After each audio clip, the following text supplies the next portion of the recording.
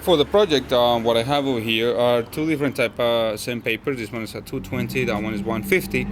I have two also brushes, fine brushes, made for this type of stain application. I have a little rag that I'm going to use, so the stack cloth to remove all the fine dust.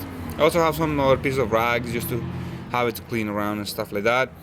I have, some gloves. You don't want to have all that stain on your fingers and stuff like that whenever you're applying that. You want to cover your fingers.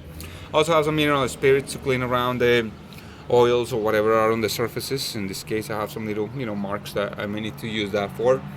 And I have this stain and polyurethane mixed together. And this one is called Kana. So I'm going to follow the instructions really well. You want to just keep sanding and cleaning everything, preparing the surface for the material. And I have this polyurethane. Both of them are water-based, so actually nice to clean up, and they don't stink as much as the oil-based one. So let's start by doing a little bit of sanding, start cleaning the areas wherever you want to apply the material. Okay, I went through the part of sanding and cleaning. I used the 150 grit on the heavy scratches, and then after that the 220 grit, and then after that you want to make sure that you smooth it out. You take all the particles out. I use the mineral spirits to be able to remove all that and have it prepared. Next thing that I'm going to do now is to use this material, the one that I showed you before. I want to keep it over here for your references.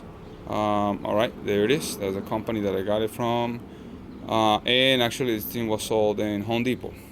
So you can get your own, or there are other companies that provide the same kind of stain and polyurethane in one coat.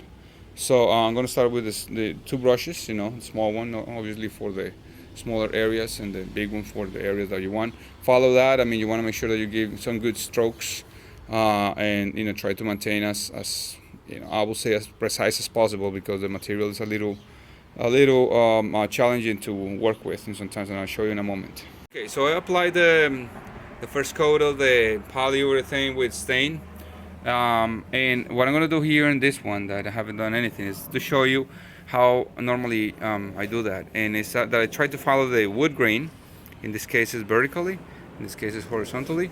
And whenever you encounter a little conflict over here, let me see if I can, a little conflict, let's say you just go over it, and then you have like a different direction of the brush, you want to go ahead and just correct that section so it looks more natural. Right, so you want to maintain the horizontal lines, horizontal, and the vertically, obviously. For the top section, I'm going to use a larger brush that I have here, and that one's going to help me to maintain the nice, and the smooth grain. I have the first coat through the entire, piece of furniture. So what we're going to do now is to let it dry for about an hour, and then we apply the second coat, especially in those areas where we know that we need a little bit more, like in the top. I'm going to let it dry a little bit, and then apply a little bit of sanding with a really fine sandpaper, then repeat the step. Once you finish with the last coat of the polyurethane that we were applying, you want to make sure that you keep it in a place where not much dust is going to fall, and let it dry for about 3 or 4 hours before you put anything on top. You may need to let it dry for longer hours if you have a lot of humidity. So thank you so much for watching. I hope this video will teach you will give you an idea of how to restore your own furniture. I'll see you in the next video, and if you're not a subscriber, please subscribe. Thank you and have a good day.